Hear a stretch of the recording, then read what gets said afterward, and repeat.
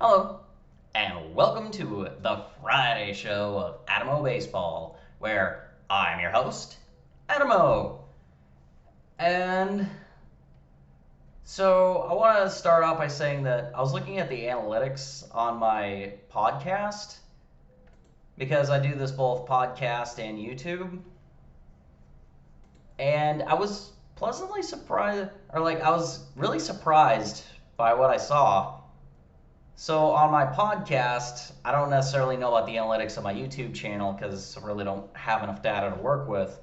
But for my podcast, the vast majority of my listenership is in Seattle. I didn't know that, but maybe I should start covering the Seattle Mariners more.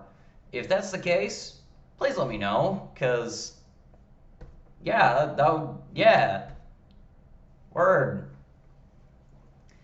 But that's all I really wanted to start with right there. But, yeah, so, because of what I want to do, and I usually do, here go ahead and get started with the American League East, as per usual, breaking down the last week.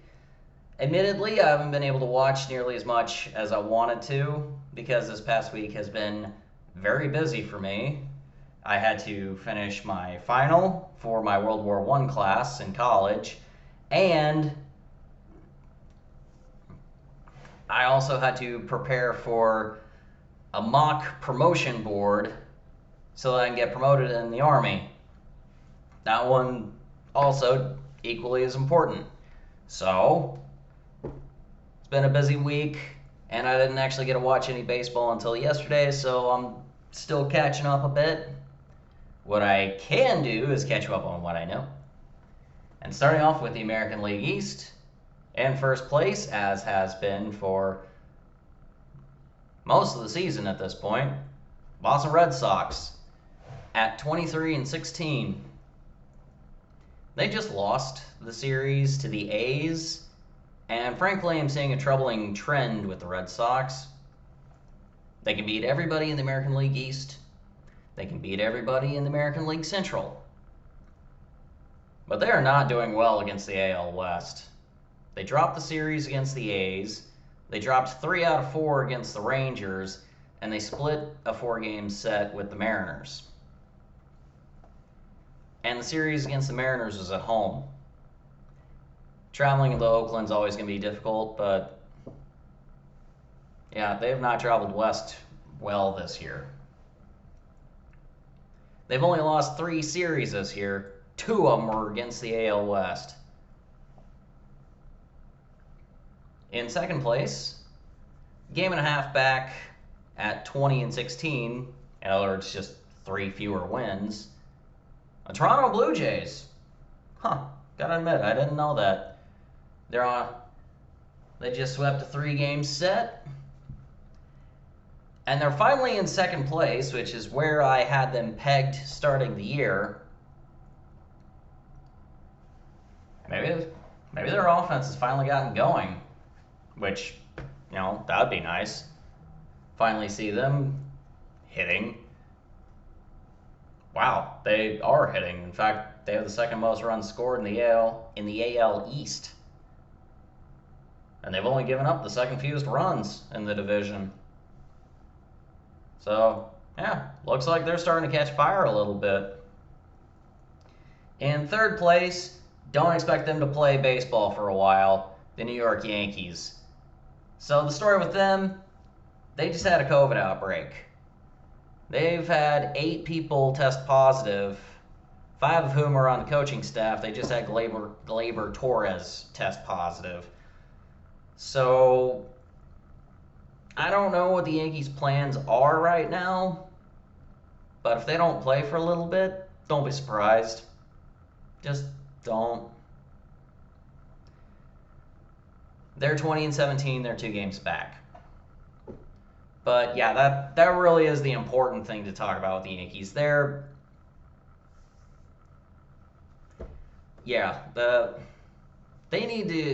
need to worry about having an outbreak and ensuring that no one else gets infected and that no one has to go to the hospital, and if they do have to go to the hospital, that it works as well as possible. Just like with any team that's had an outbreak thus far, because we've had a few, notably with the Nationals to start the season. So, yeah, I don't wish ill will upon their players. I don't like the team, but I don't wish them any harm. Moving on, in the words of John Oliver, in fourth place, with a 20-19 record, the Tampa Bay Rays. Only 3 games back from first. For the most part, they've actually kind of owned the Yankees this year. That's the one team that they've actually done well against. If I'm not mistaken, they just took another series from them. They did not sweep them. Since the Yankees just had an outbreak and the Rays just played them, I think the Rays need to be more concerned with making sure that they've got, or that they don't have anyone testing positive right now. Person-to-person transmission is far lower than it has been, especially over the last year. But it's still necessary to make sure all your players aren't testing positive. Nobody's to blame. I want to make that clear. I want to make it clear that I've got my head in the right place, and that the most important aspect that could be thought through is being thought through. Like, my heart is where it needs to be. I just want to make that point. Then in last place, the Baltimore Orioles at 16-21, 6 games out. And frankly, they really haven't been playing that bad. Matt Harvey really hasn't been that good. He's more or less been good enough, but he really hasn't been that good. John Means is still destroying everyone. He's still that guy. And yeah, so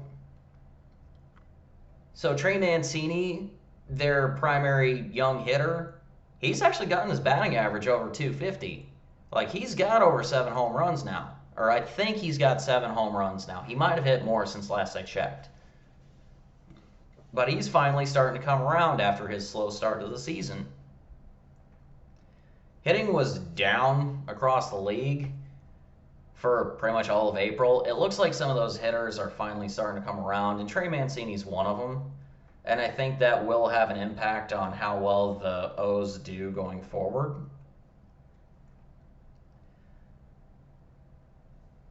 I think that they play at about this rate going forward throughout the season. 16-21, 432 record, or winning percentage. If they play at about this rate throughout the season, that should get them to about 70-plus wins. That's a successful season. They don't need to be competing for the division right now. They don't need to try to even make the postseason. But they do need to at least be competitive in every game, and thus far they have done that. So definitely looking at the O's to at least keep going in the right direction, and I like what Brandon Hyde is doing. So, rolling it back for a minute. In first place, the Boston Red Sox. Second, the Toronto Blue Jays. Third, the New York Yankees. Fourth, the Tampa Bay Rays. And last, the Baltimore Orioles. Now, moving on to the AL Central, which is starting to look a bit more accurate, though not entirely wholeheartedly. In first place, the team with the best record in the American League, as of right now, the Chicago White Sox at 22-13. Their offense is coming around. Their pitching has been good. They're starting to play like the best team in the American League. They're on a 6-game win streak. Seriously, they're on a 6-game winning streak. Yermin Mercedes is still playing amazing. he keeps hitting the way he is, he's going to be AL Rookie of the Month for the month of May as well, not just April. His batting average is still over 370. You don't need to hit 400. Well, mostly because you can't. But he's still hitting over 370. That's amazing. And surprisingly, only one game back, the Cleveland Indians at 21-14 on a 4-game win streak. Zach Plesac took a no-hitter into the 8th inning yesterday. I was really surprised when I woke up and I saw that. He really hasn't been their best pitcher this year, but if he keeps going at the rate that he is, maybe he's got to go, or maybe he's just going in the right direction. And they've had probably the best pitching staff in baseball the whole year. Yes, the White Sox have given up 2 fewer runs, but realistically, the Indians have the best pitching staff. And plus, they're only a game back. If they can work some magic with that offense, then they could be a scary team to look at going forward.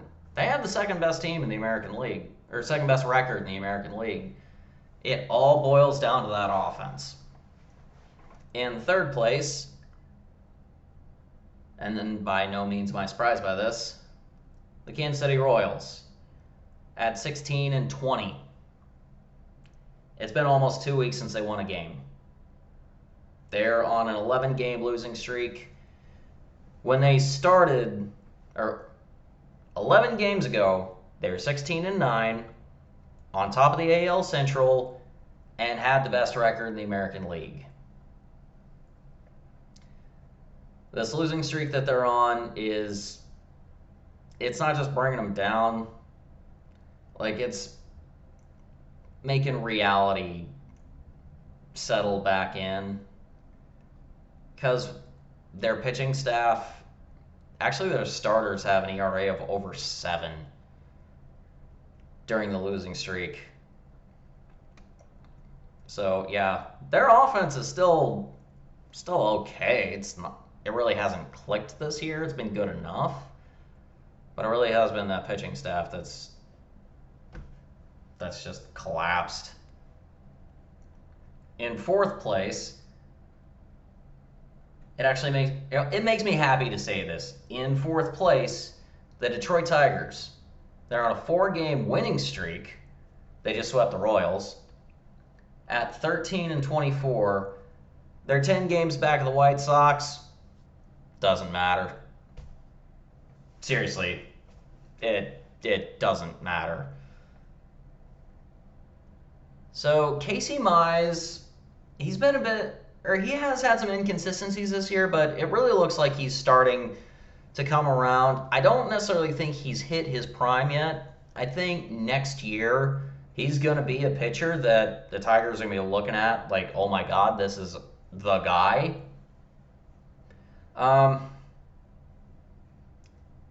Regardless of that super hot start that Akil Baddoo got off to, he's really started to regress. And at the beginning of the game yesterday, playing the Royals, Cabrera, Miggy, he's only batting $160. He did have a decent game yesterday, but yeah, he's batting $160. Honestly, I think after this season, he's probably going to call it quits. He did become the Venezuelan-born player with the most hits in Major League Baseball history. He passed Omar Vizquel on Saturday. Not yesterday, Saturday. Not Saturday. Today's Friday. It happened on Wednesday. So probably by the end of the year, he's going to get his 3,000th hit and his 500th home run, which will put him in a very exclusive club with only about 7 members.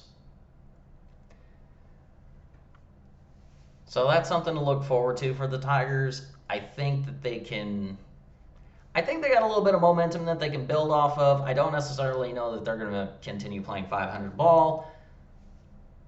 Or, I don't know how long this win streak's going to last, but I like to see it. Then in last place, which I know I'm not the only one surprised, especially since I did an episode on their manager on Wednesday, the Minnesota Twins. 12-23. They're also 10 games back. They just got swept by the White Sox. They're on a 4-game losing streak. So starting the season, I don't know what the projection percentage was for them to make the postseason or win the division, but it was kind of split between them and the White Sox. Their division odds are, as of right now, according to Sportsline, 0%, and for the postseason, 4.7. The Twins, I don't know what's going on with the Twins, but they've just collapsed to start the season. No one needs to win more than them right now. I don't know what's going on, but they need to fix whatever is going on there in Minnesota. So to recap the division, first place, the White Sox. Second, the Cleveland Indians. Third, the Kansas City Royals. Fourth, the Detroit Tigers. And in last, the Minnesota Twins. And now, moving on to the American League West. In first place, and this should surprise no one, the Oakland Athletics. At 23-16, just took the series against the Red Sox at home.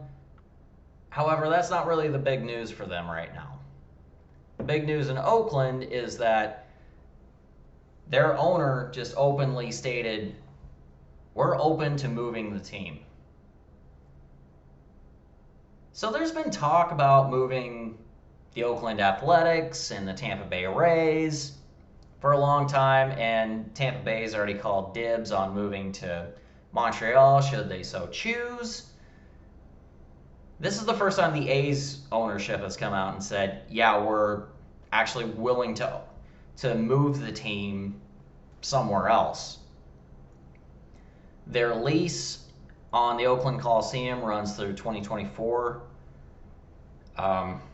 And it doesn't look like they're going to be able to get their brand new stadium, billion-dollar stadium that they want built in the city of Oakland. So the last remaining sports team in Oakland, it looks like, is going to be moving, not this year, probably not this off season, but part of the collective bargaining agreement will probably be to move the team somewhere else and give a specific timeline for when they're going to do it. There are theories. I've already done an episode where I kind of break down what I think about that kind of thing, where the A's would go, because they've been one of the teams that's most likely to do it. So if you want me to talk about it again, please let me know down in the comments below. But until then, I'm kind of just going to let you think about that one on your own. In second place, the Houston Astros. I don't know who they just swept, but they just swept somebody, because they're on a 3-game win streak. They're 21-17, which is the best record they've had this whole season, and they're only a game and a half behind Oakland. So, yeah, it was kind of important for the A's to take the series from the Sox. About the only thing I really know about the Astros right now is that, so I had Greinke pegged as one of the American League pitchers that was like one of the all-stars for April. He hasn't been doing as well recently, so he hasn't had as kind of a May. Honestly, I don't know what's going on with Houston. I just don't. I know they got a ton of runs that they're scoring, but beyond that, I don't know anything. In third place, the Seattle Mariners at 18-20. They're on a 5-game losing streak. They're 4.5 out of first. Honestly, I don't think that they're going to rebound from this because I think that the great balancing act for the Mariners really is taking place. I don't think this is an aberration. I think this is Now, I don't think that they're going to have a bunch of 5-game losing streaks this season, but I do think that this is closer to Seattle's actual talent. Their main thing is that they finally called Kalenic up from the minors. He's been their best prospect for a couple of years now, and there's been a lot of question marks over why he hasn't been called up by the Mariners. Well, he's finally been called up. Now let's see what happens. In fourth place, the Texas Rangers. I have to admit, I'm kind of surprised that they're still in fourth. They're on a 3-game losing streak. They're 18-21. They're 5 games out of first. Honestly, they look like they're doing about as well as I expected them to. They were 500, which I have to admit, I was surprised that they were 500. But yeah, I think that they're actually about right where they should be. Not a lot of question marks there. Then in last place, the LA Angels, because their pitching is terrible. Let me make sure that this hasn't changed. Okay.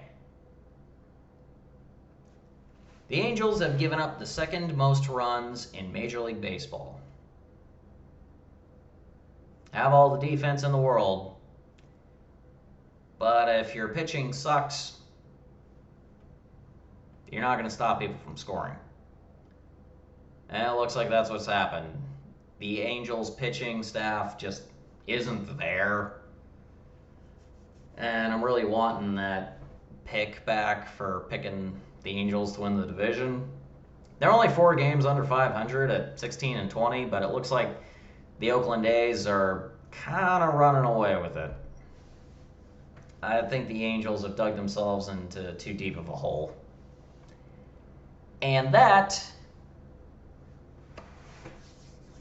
with that, I'm wrapping up the American League West with first place, the Oakland Athletics, second, the Houston Astros, third, the Seattle Mariners, fourth, the Texas Rangers, and in last, the LA Angels.